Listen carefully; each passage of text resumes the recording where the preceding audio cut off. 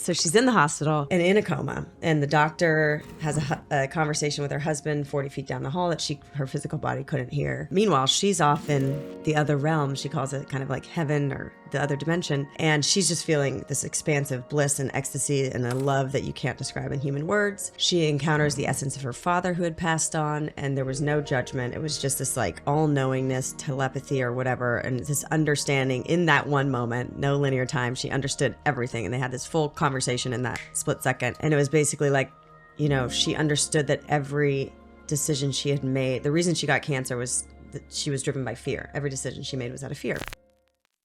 Hello and welcome to another episode of the Mark Rose Podcast. Today, I have Kelly Noonan Gores. Welcome. Thank you. So you made your way into my life before you literally made your way into my life. I remember, God, it must be like 7 years ago watching Heal. Mm-hmm. It made all these like assumptions I had about healing or all these like ideas that I thought, you know, through the threads of relationship and through the threads of like, why do people experience radical remissions? Like why that stuff was so fascinating to me when I saw your documentary. I was just like, oh, so thank you for making it. And thank you for the work that you do. Yes. Thank you. So I'm curious what led you on the journey. I mean, I know some of it, of course, from watching your documentary, but I'm curious, like were you always passionate about health? No, in fact, I was like a very picky eater growing up. I was on the road often, you know, being an athlete and an actor. And so my diet consisted of like fast food and Domino's pizza. But that also... Domino's. Domino's is good. I haven't eaten it in a minute, but... It's so good. Yeah. But all of those experiences, you know, and I think I started eating healthy. Nothing green, I don't think, passed my lips until I was 19 and in college for a year. And I puffed up with the freshman 15 and I was like, oh boy, I better change some things. So I started eating salads. But, you know, it just goes to show like my foundation was awful. Luckily I had a lot of movement in my life. I played like sports year round. So I was burning the non-nutrition that I was putting in my body. But I'm aware of how resilient the body is and how intelligent it is and how it is designed to heal itself in every moment. But it was more of kind of like a spiritual motivation more than about physical health. I was, like you said, I was so fascinated with miraculous healing stories. And so when I was an actor my whole life, and I was, you know, going after outside validation and attention. You know, if I could get to that level, if I could win that Oscar, the whole world would adore me and I would feel safe and loved, you know? Mm-hmm.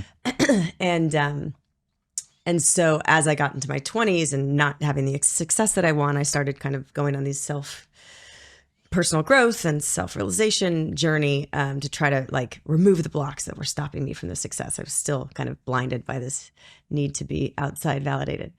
And but then I learned about quantum physics and energy and law of attraction and how we are co-creators with life and what we put intention into and our thoughts and our focus and attention on, that amplifies, that, you know, becomes more of our experience. And so it just kind of led me down this path where it was ironic that it ended up being about physical health, really. Yeah. But it's more just about this like spiritual concept of, you know, like how intelligent our system is, how nature is, the cosmos, just this macro, micro of how intelligent, organized, and perfect everything is. And how, you know, the more we become awake, aware, and alive, the more we can harness that intelligence and power and create a magnificent life. When you started studying this, were you in any way a pessimist to the things you were learning?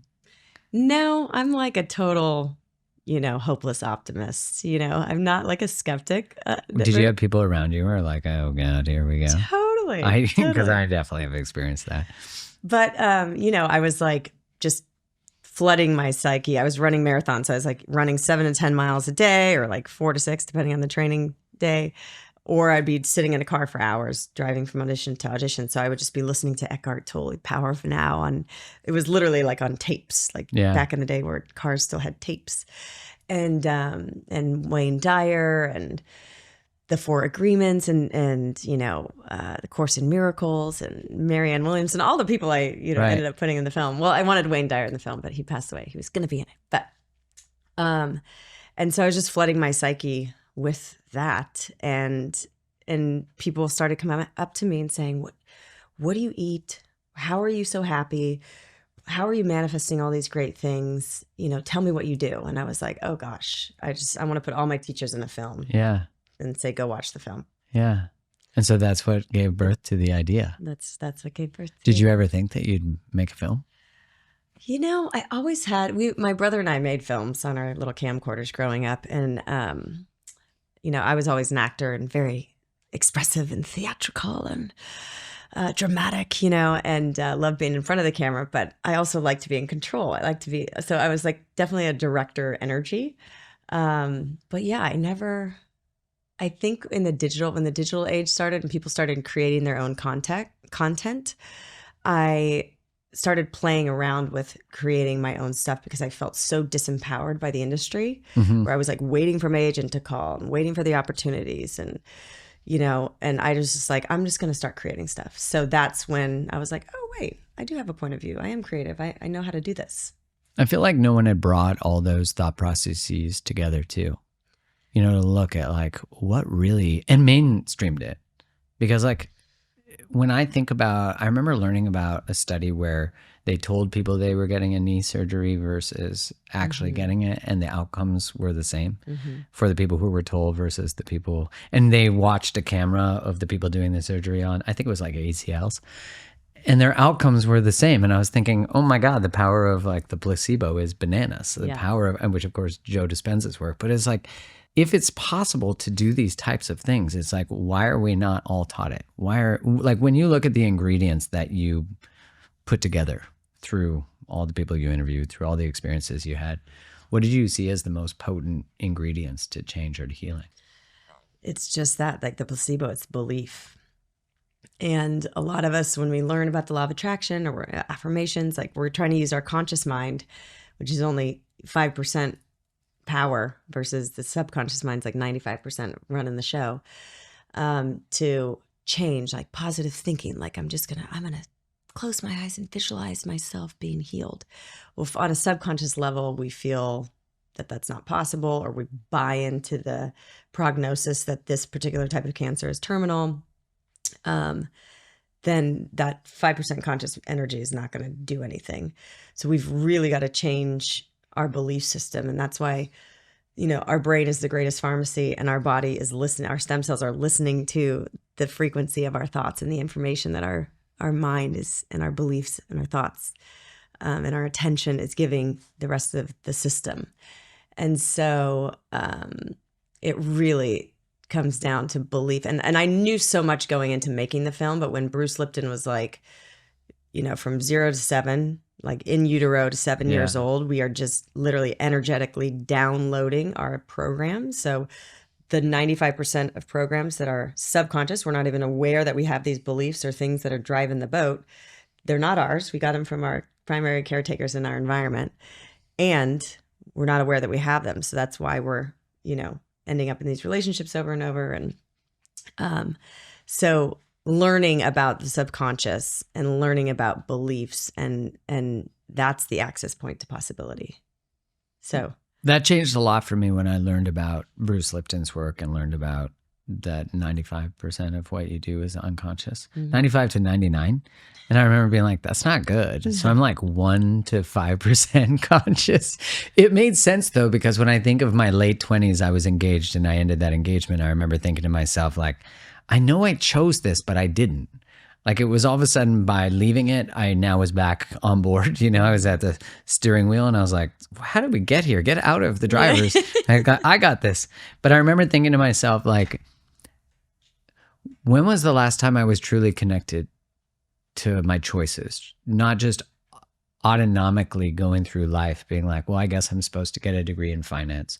I guess I'm supposed to do this. I guess I'm supposed to get frosted tips in my hair. I'm supposed to wear a puka shell necklace, like just all these ideas of identity and what we have to do with our lives. And I remember just thinking like, how did I get, like I downloaded a narrative someone gave me this narrative. I grew up Catholic, so it was like very much like a Catholic story. Mm-hmm. And then I remember when I was going through the space of questioning everything, I now was like, holy shit, I've been lied to my whole life.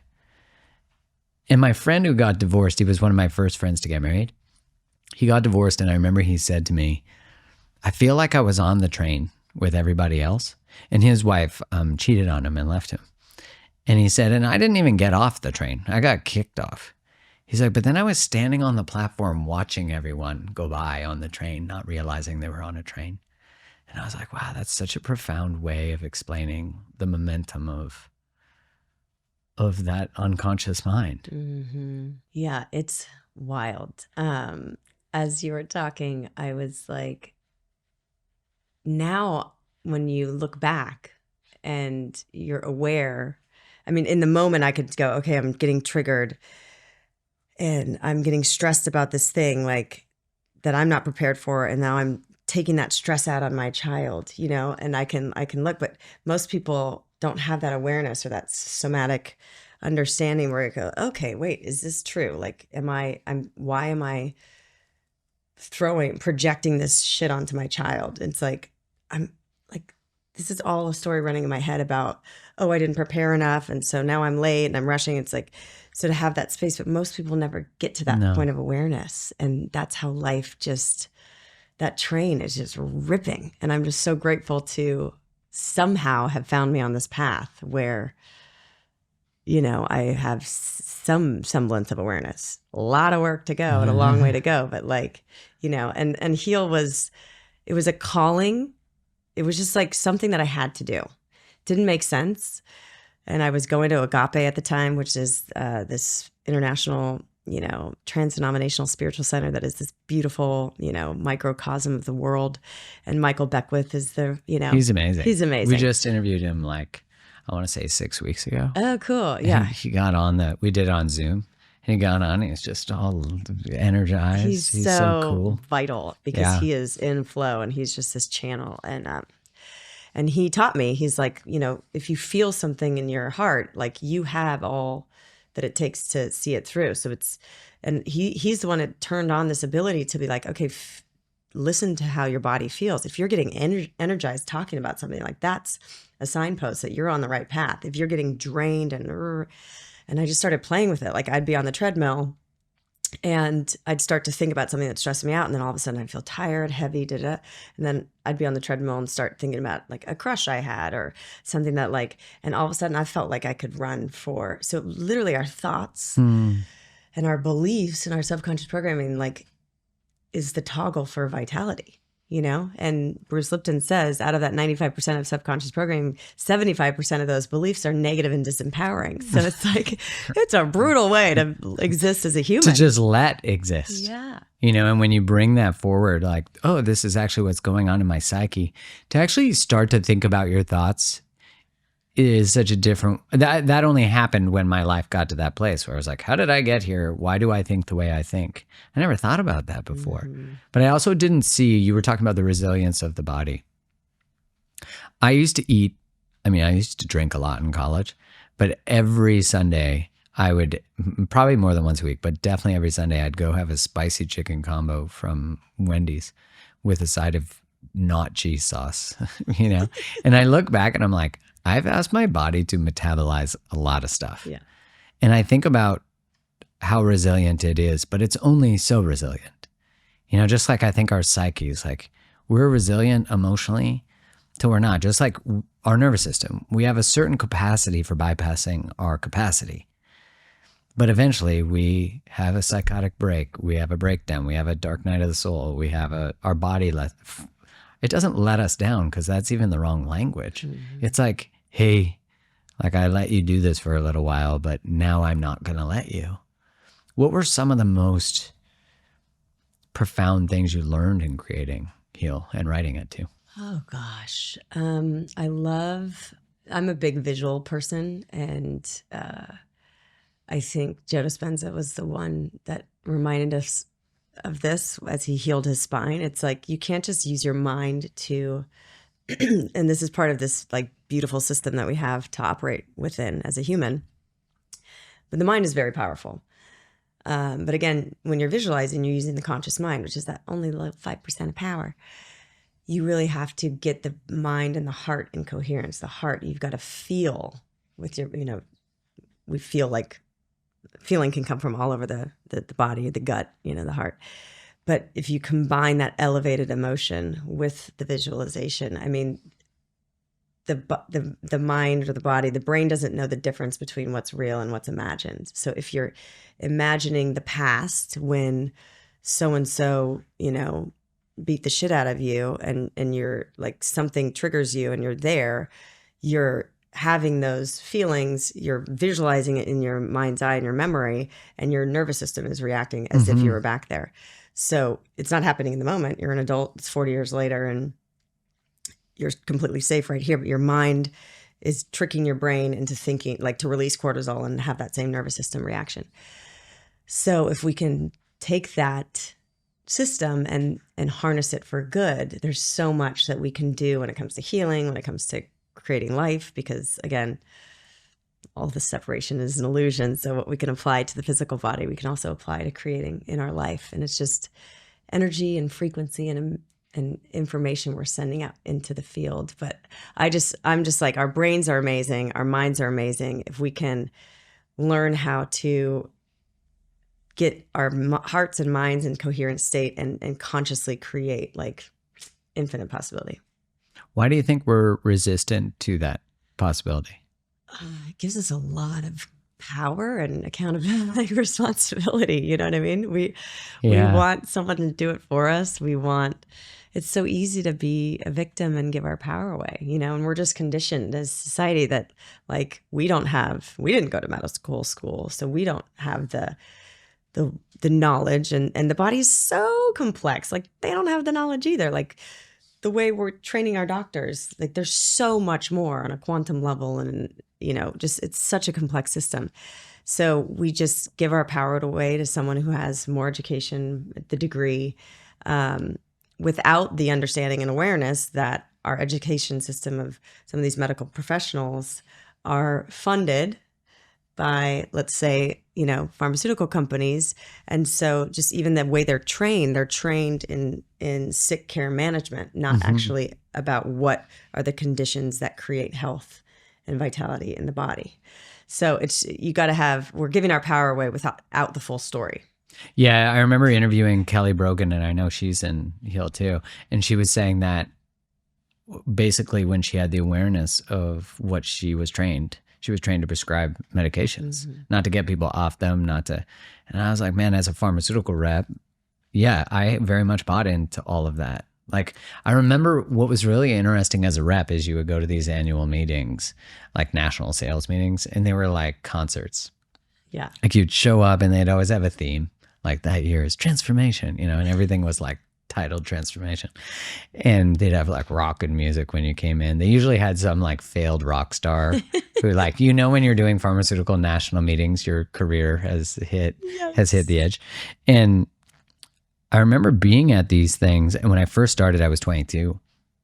And I remember the first meetings, I was like, holy crap, like, I went from being a poor university student to going to a training where I could get whatever I wanted at the restaurant and being like, oh my God, I'm going to get the 30-ounce porterhouse, because why not? And the message we were sent was almost like, we're misunderstood. We want to help everybody, and the patient comes first.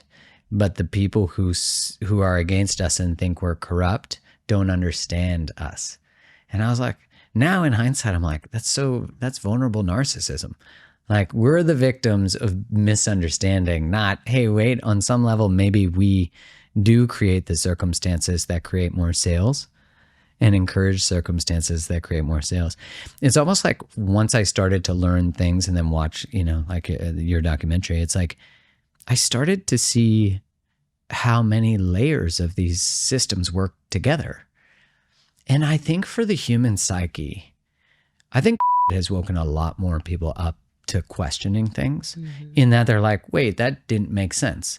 I've never seen such a mass attempt to promote something that didn't make logical sense, and then appealing to goodness in people to make them bypass what was critically thinking not working.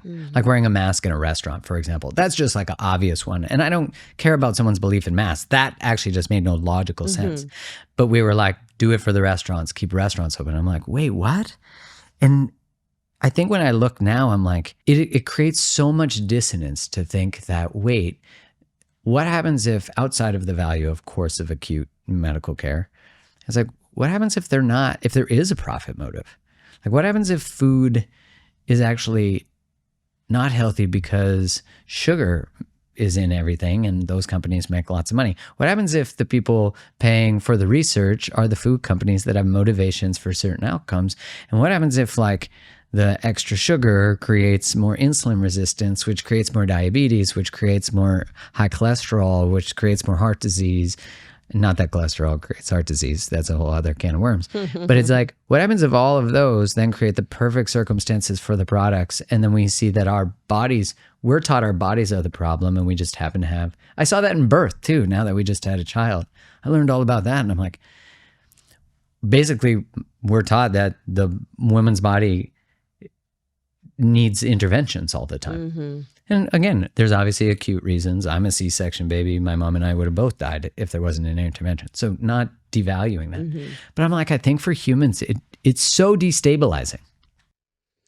And it's so funny because, you know, especially with everything was like, and our mutual friend, Peter Crone, there's a lot to be said about like the evil people. And I do think certain of the big players in this, you know, drama that we were all involved in don't have good intentions. But I do, like when I think of a CEO of a pharmaceutical company, because I know like a lot of executives that like bought it all the way to the top and then woke up one day and was like, whoa, something is off, this is wrong, and became a whistleblower.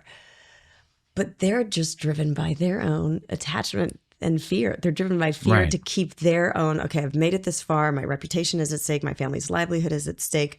So I think fear, just like shut down some critical thinking in this mass pandemic by some of the most intelligent people I know, it does it at the top too, where they welcome or they try to switch it around to convince themselves that they're doing good when they're not. Like I just feel like fear does really crazy things to people's heads. Oh my God, it does. And it drives evil things, but like maybe it's more fear than evil, I think, for a lot of I agree people. with that. I think the intention isn't, like I think of for example, all the people I know who work in pharma are incredible people. I work with some of the best people. And it's like, I thought I was doing great. And then all of a sudden I remember thinking, not only am I participating in the deception about some things, I'm actually teaching it. And I have a friend whose father was a doctor I called on, and she was also sort of like rebelling against the system. And I remember going on a walk with her one day, and I had the realization on the walk that I was actually not just immersed in the system, I was the perpetuator of the system. Talk about cognitive dissonance, because all of a sudden I'm like, wait, I'm getting a salary from this, and this is in conflict with my integrity. And, you know, this is while I'm consuming all this information, being like, oh, I can either be liberated through what is true, or I can continue to pretend that it's not. And I think that's true of, you know, I talk about that obviously relationally, but I think about that from a health perspective. It's like, what happens if you are that powerful? Like, I remember hearing about multiple personality disorder. I think it's DID, dissociative identity disorder. I was just reading about it because there's some cases where like one of the identities has a allergy to orange juice or something. And then they get a hive when they're drinking it if that identity comes on. And then as soon as that identity leaves, if one comes in without the allergy, the hives go away. Yes. And I'm like, how the heck is this even real? They were talking about hay fever, and I'm like, can I get rid of that one? Yeah. I have that identity, like horses. I'm allergic to horses. Can I bring in the cowboy? Can he come in? Like, come on. But those stories, and I remember hearing that story, and these are the stories that like fired me up in awe of how intelligent and how fast. I mean, energy, it happens like so fast. It was instantaneous. The hives go away. I know. And that's what's possible. But it's like what melts away as my brain starts to go like, cannot compute. Like I can't live in this 3D reality with all the agreements we make. You know, I remember someone saying to me, like, imagine if time is not linear. Like, imagine if in every moment you're living every moment. So if in one moment you have a trigger, you're actually still tethered to the 5-year-old, right? So you're living both moments at the same time. And I was like, that actually, there is some validity to that. But if I have to let go of the idea, if I was on mushrooms or marijuana, maybe I'd be able to conceptually explore this without my mind fracturing. But if we can let go of the agreements, is because you interviewed people who had these experiences. You talk about 9 things. What do you call them? They were from Kelly Turner's research from Radical Remission, and they're the 9 essentials for healing. But then later she was like, it's actually 10. I forgot movement, but it wasn't part of her research, but it was 9. I think it was mostly mental, spiritual. There 2 of them were physical, and the rest were mental, emotional, and spiritual. Things that you can do that you must do to heal. And in the people that you interviewed, because you interviewed a woman, I remember the story. I rewatched it recently, but the woman who had stage 4 cancer and like had left. Near-death experience. Right. She was like on the plane out. Yeah. Right? Yeah. So this is the final thing that was Oh, this one is nuts. Prepare yourself, people. Prepare yourself. But just like you said, and about when you have that urgency moment in your life, like, anyways, I'll tell the story and then we'll get to that. But so Anita Moorjani, she was a Hindu woman raised in Hong Kong. So she came from this deeply traditional religious culture, but like exposed to Western modern society through Hong Kong. When it came time to marry, she didn't want to do the arranged marriage and shamed her father and her family and disrupted this whole thing. So she married for love. She didn't marry for the family, and it caused a tear in the familial system and the relationships. Then her best friend died of cancer. So then she started fearing that she would die of cancer. Then she got cancer. And then she tried to treat it, with Ayurvedic and Eastern philosophies, because that's her background. And then she went Western. And so she did all the things, ended up in the hospital in a coma, and she had stage 4 lymphoma. And so there was lemon-sized tumors from her neck down to her abdomen coming out of her skin. They couldn't find a vein anymore, like organs shutting down, in a coma. There's not a human being that would see this lady and understand what's going on that would think the body could recover. Like, she's out. And this is all documented. All documented. Yeah, which is necessary for the linear mind. Yes.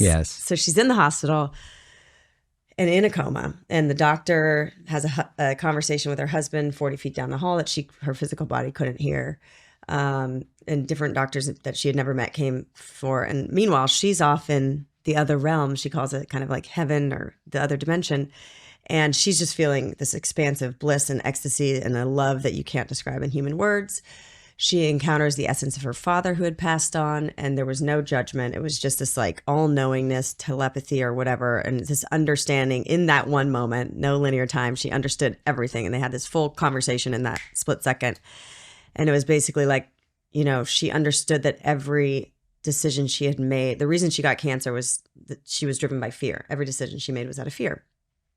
And so her father was basically like, go back and live your life without fear. And she's like, I don't want to go back. That body is riddled and not in great shape. Not that one. And I'm feeling expansive and blissful here. And she knew in that moment that if she came back into her body, she would heal, and that her purpose would be associated with that. So she came back into her body. She recounted to the doctors conversations that she couldn't possibly have known. She knew the name of the doctor that came in, and they were just like, what is going on? Within 3 weeks, no cancer in her body. 5 weeks, she left the hospital, and she's been going around the world talking about it ever since. So again, all documented. And my mission then became, how do we get that experience that she had without having to, nearly die and go into a coma?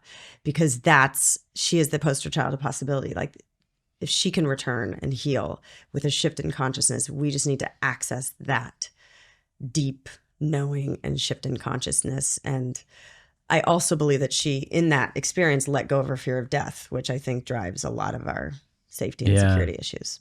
It's interesting too, because it's like that fear of literal death is also because of the fear of confronting it. There's the fear of the metaphorical death. you know, and I think as a society, we're so death phobic, like we don't touch the edges of that. Instead, imagine, I mean, if you die and then you realize you're not dead and then you come back, not everyone comes back to this body, you know? So they experience it, but they don't get to tell the tale. Totally. But so I just play with that. It's, you know, I just feel like my conclusion after doing Heal is like all healing is ultimately just like a spiritual shift, you know? And a lot of people, that's my theory or conclusion, but we have to kind of holistic sometimes is looked at as like alternative, and holistic, these are like, but they're based on ancient wisdom and principles that have worked and are in tune with nature, that have been around for hundreds of thousands of years. You know what I mean? So that are now invalidated and seen as wacko, like crazy stuff. And it's wild. Holistic just means that you recognize that everything is connected internally. And the fact that we are not just human cells, we're actually more microbial cells in community with our human cells. And that's what makes up our human body. And it's just like this intelligent system. And we're not separate from nature. We're actually totally intertwined with nature, and we're all connected. And the separation is an illusion. And, you know, so spiritual. Yeah, it sounds like stuff that you'd hear like a couple people smoking a joint talking about. We are actually fully sober in this moment. We're drinking water. Oh, yeah. This is how clear it is. I believe in everything that you're saying. Like my experience of my own growth has been following the joy, like following what lights me up, following what enrages me a little bit too, like what I'm passionate about exploring and understanding. And I never would have guessed that leaving an engagement would then light a desire of curiosity that I then was so excited to talk about things and then lead to where I am today.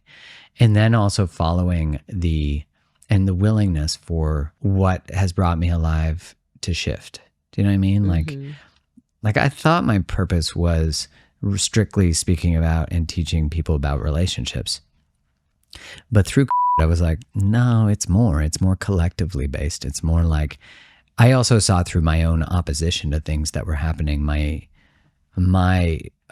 separation, like I separated myself. And, you know, I'm like, I forgot how important being curious about other people's experience, what fear did to me. And now being like, oh, it's actually my work to come back. It's my work to see different perspectives. It's my work. When you said how every decision she made was from fear, that always lights something in me, like, oh, I've done that. Like okay, what happens if I didn't make any, or tried to not make any decisions from fear, or when I recognized it was fear driving it? Can I walk right into that? I want to say yes. I mean, when you talk about, I thought my purpose was about relationships, and you've gotten to this beautiful place with Kylie, and your work together has enhanced, and you've healed so much. And really, you guys were both just radically committed to truth. And now with you're like, oh, the two of us in my intimate relationship, we're really committed to truth. Now I'm radically committed to truth to the collective. And like, we're seeing all these systems that are not based on a truthful or, you know, high integrity foundation. They're all starting to crumble and fall. So it's, you know, your purpose is the same. It's just true. It's truth, you know? And I feel like what I'm playing with, besides stepping into authenticity and having the courage to do so, and all that comes with that, which we've talked about a little bit, but also I feel like and with your little Jasper, like I feel like when you come into this world, and we always say that children are closely connected to the other side, the veil is thin. We're so close to that other side and why we came in, and then we start to forget as we get conditioned. And so my work right now is just like remembering, and it's a remembering, and our body tells us, like our body somatically and our nervous system, like it tells us when we're aligned with our soul's purpose, and like when we're aligned with the truth of who we are. So like our soul is perfect, and yet we're so fragmented here in the 3D world and have all these beliefs of inadequacy and everything else.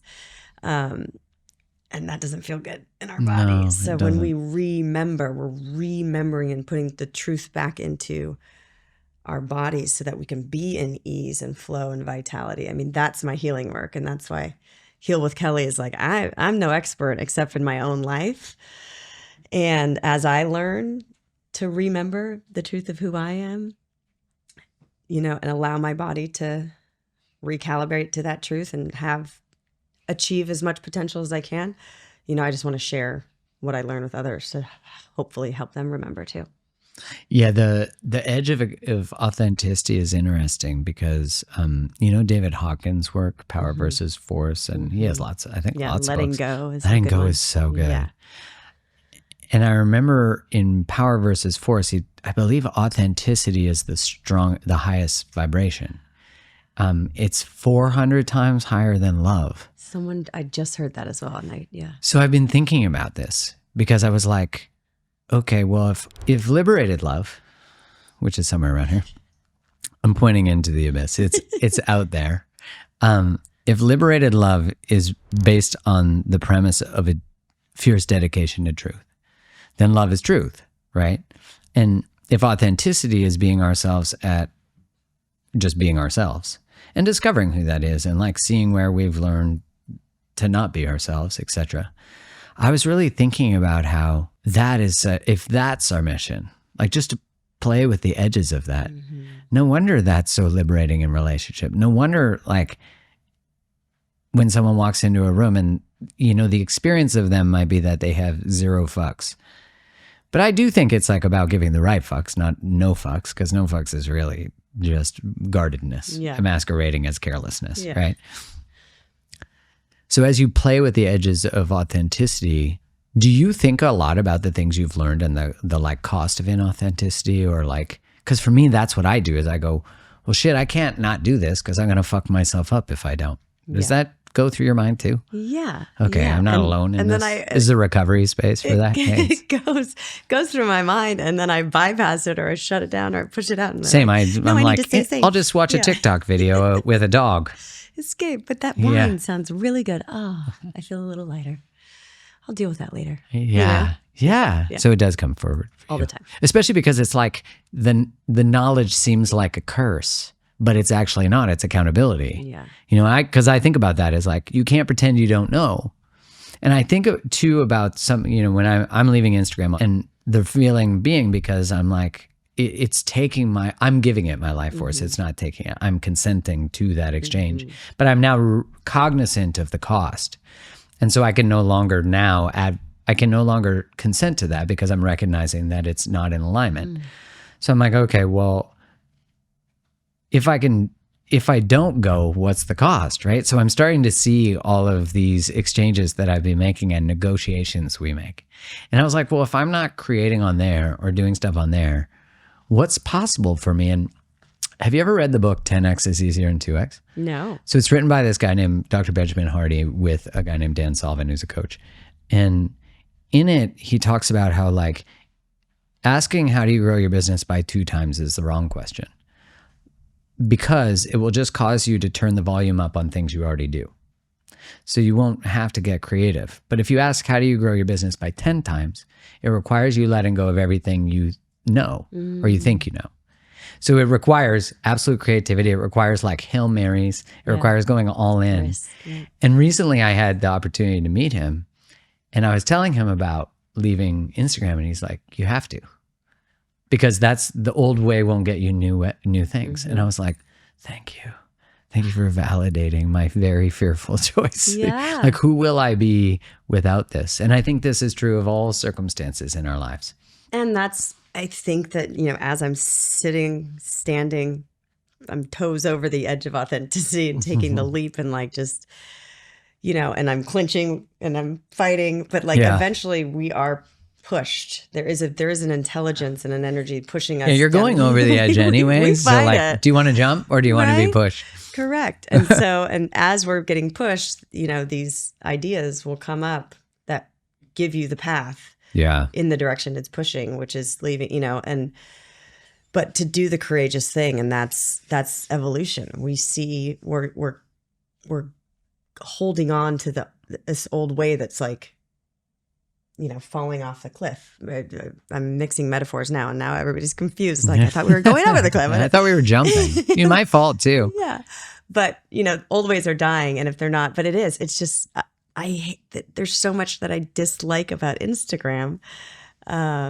So you doing that is such a wonderful, courageous example for others. And as you're talking about 2X versus 10X, everybody's like breaking their brain, figuring out how to work with the new algorithm on Instagram as it changes all the time. Jesus, it's like for 2X. It's for exactly what? Like, I want to live that 10X life, Yeah, same. and I just keep remembering what you said. It's like, when you're authentic, when you're living in authenticity, you're going to break, things are going to die. Old relationships, the old way of you being in the masks that you're dropping are going to cause some casualties. But you're going to invite in and find your people, your other authentic people that are aligned. Yeah, and it's in service of everybody. That's the actual mindfuck of it. Because it's like, wait, if I bring forward a reality that's true for me and it causes a disruption of a relationship, it already existed in the relationship. There's a quote I share it often. I'm sure if you've listened to my podcast before, you're like, that's a great quote. Thanks again. Is from Elizabeth Gilbert in Glennon Doyle's book. And she says, she's talking about divorce. And she says, there's no such thing as one-way liberation. If you're free, the other person's free. They just don't know it yet. And I think about that a lot of like, if I'm leaving something or saying no to something or standing for something, then I'm standing for everybody in relationship to that thing. Now, I don't mean that from like a savior perspective, but I mean like what's true for me, which truth, of course, is subjective. But if I stand for something in what is my truth and the other person stands in their truth, relating is being able to have both coexist. Do you know what I mean? Yeah. So it's like love doesn't say I'm right. Love says we're both right. How do we navigate this together? Can we? Can we not? And how do you see all of that correlated to health? Well, as you were speaking, what came up is, the death. Let's just take cancer, because it's a very common example, far too common these days. It's like really bothering me how it was starting to spread like wildfire when I made Heal, and that was 7 years ago. So you develop cancer, you get that diagnosis. Anyone gets a diagnosis of cancer, we immediately contract and fear and equate it with death. That's the first thing our mind goes. So cancer in this society equals a death sentence. I think about it. I'm feeling it right now. And so when I made Heal, I was like, I want to cut that cord. There's so many people that heal from cancer or go into remission or make such holistic changes that they survived cancer, however they want to say it, remission. And so it is not true that it equals a death sentence. It's a wake-up call for sure. It's something going on in your body. But then I was like, okay, that's a pretty big task to take on to break that association. But why don't we just allow it? Yeah, there has to be a death. The death of the old way of being. Like let something die. Let something die. Let the choices, beliefs, behaviors, environments, relationships die that created this terrain in your system that allowed cancer to thrive, that fed the cancer and, diminished your life force to allow the cancer to thrive. So it's all this. It's like, especially with chronic illness, obviously acute, injury and illness is something different, like an infection from an actual pathogen. But chronic illness is like, it develops over time. And now there's these, I can't speak to these like turbo cancers that are popping up, but there's still that same. Even that term is like, Jesus. Jesus. Yeah. I can't even, I'm like, I don't even know how to like ninja that one away. But it's just like, let there be a death of the old way of being, because if cancer shows up in your body, again, this is not blame. This is not your fault, because all of these things are subconscious and it's your body's intelligence going, hey, in its own way. It's not attacking you and it's not failing you. It's your biggest ally. It's showing you that the way things are going cannot continue, or you will kill yourself with this unfolding. So something has to die. The way that of life that is not serving you, whether it's and again, you're not to blame, but you do have to take responsibility for looking at it in that light and going, okay, I want to change so that I'm in alignment with my truth and start to make healthier choices that support my body and healing itself so that I don't need cancer or the wake-up call anymore. Yeah, it makes me think a lot about if you're open to that, because I think where we get lost there is we go, okay, so you're saying I caused my own, right? And instead it's like, why don't we just not even go there and go to what do you need to change in your life? How do you need to reclaim yourself? How do you need to step in authenticity? It is the most painful thing to know that you have a dream, a passion, a voice, a boundary, a word, a expression, something, and not give birth to it. Like, I don't think that there's anything more painful than having a life that is desiring to be lived and knowing that that is escaping you every moment of every day. I think of Wayne Dyer's line, which is actually one of the lines that precipitated me creating and starting to write, was like, don't die with the music still inside you. And I remember thinking, like, every day I don't write or say what I want to say, the music is in me. I think there's a level of responsibility to the gifts you get. One of my first coaches said to me, because I was afraid to start and just like begin, which I think is the hardest part. But you might as well just get it out there, right? It's like, just hit publish, fucking go. Like, just get it out. And I remember he said, how arrogant of you to believe your gifts are for you. They're not for you. They're for the people who need what you have to say. And I thought, well, fuck, every younger version of me needs this. Like, I need to hear it, Yeah, you know? Totally. Jeffrey Thompson is another person in the film, Dr. Jeffrey Thompson. We call him the neuroacoustic wizard, and he figured out, like, through music and chiropractic, how to find your unique tone and, you know, musical frequency that will drop your body into parasympathetic and healing state. Like, so he could literally, like, symphonically play your nervous system and, like, so you can heal. Amazing. And he's brilliant. And we're going to have him on the podcast again. I'm really excited. But he said there comes a point, an intersection in your life where most of it comes pretty early, where you're given a choice, whereas to follow the path that society, conditioning, family think is the right thing to do, or to follow your bliss and follow your gifts and follow what lights you up.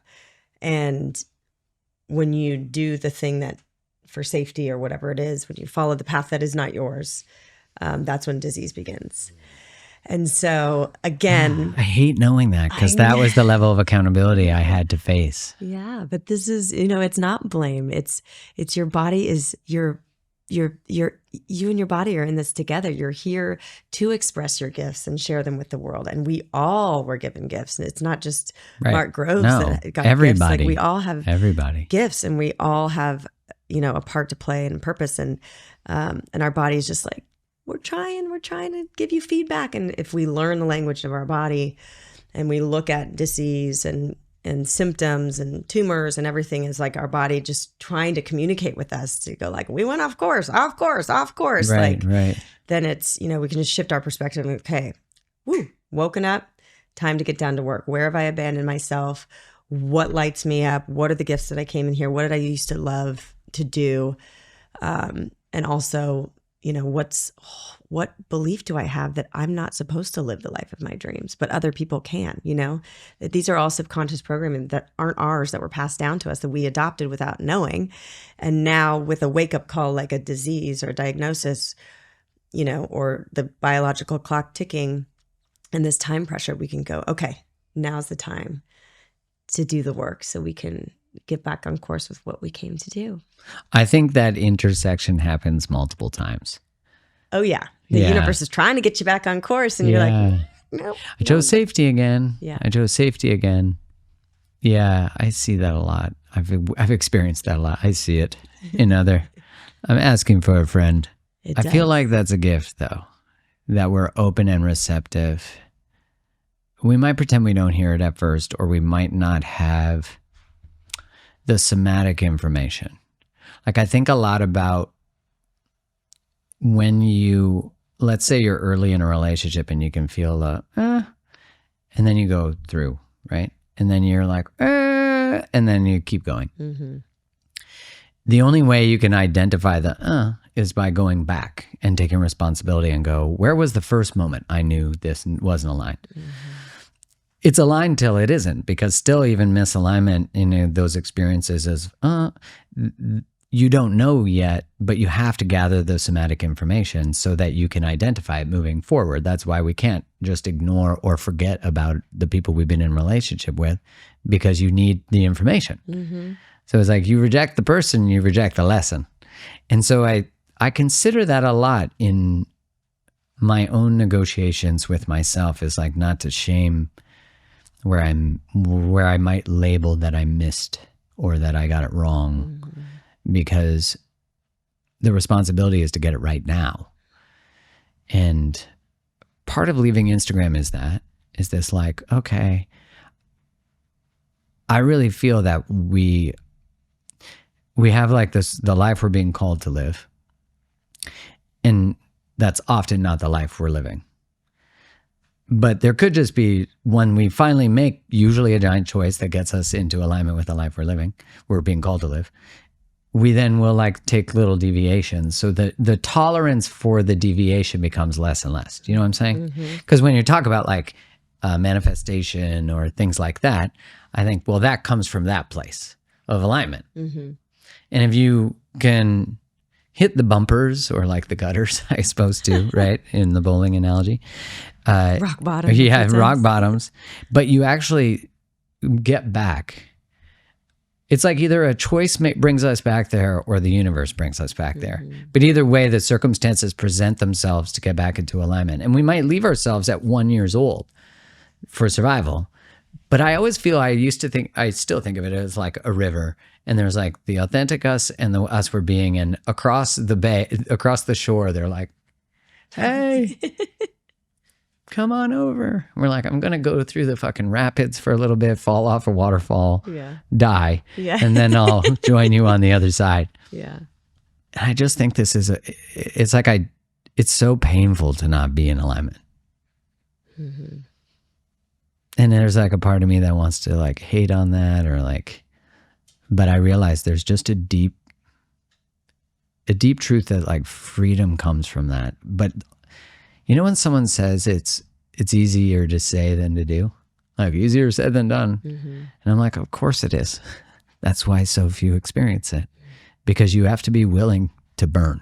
Mm-hmm. And I think when you can't, you know, I'm hypothesizing and fantasizing and idealizing here, but I think when you do live in authenticity, and, you know, I think like Jesus is an example of, as a human, like mastery, I would assume, just based on the teachings, like you're still a human. You're still going to experience suffering and challenges and growth at every level. So I'm learning like life is not like, we're not winning at life in avoidance of suffering. Like we are feeling beings, and there's always something to make us feel great. Like if we are in love and we're loving people, we're going to feel grief. Yeah. So, but just the vitality and the ease and the health and the potential and the 10x, that's accessible to us when we're in authenticity.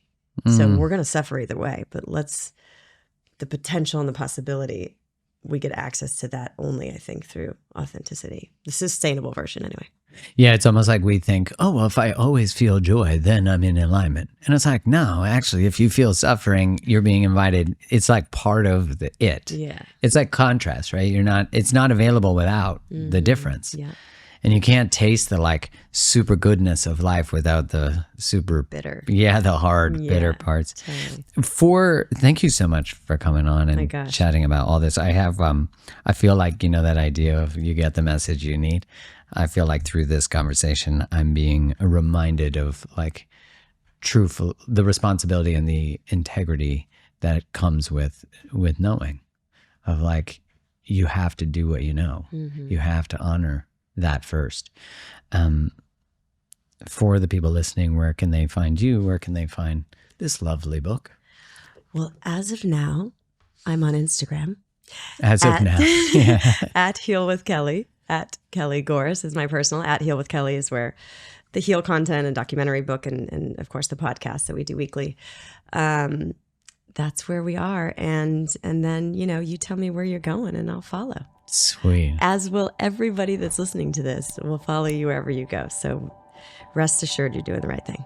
Well, I appreciate that. And I'm looking forward to seeing what arrives when we trust the leap from the cliff. And I'm looking forward to seeing your toes fly in the air. Thank you. Thanks for coming.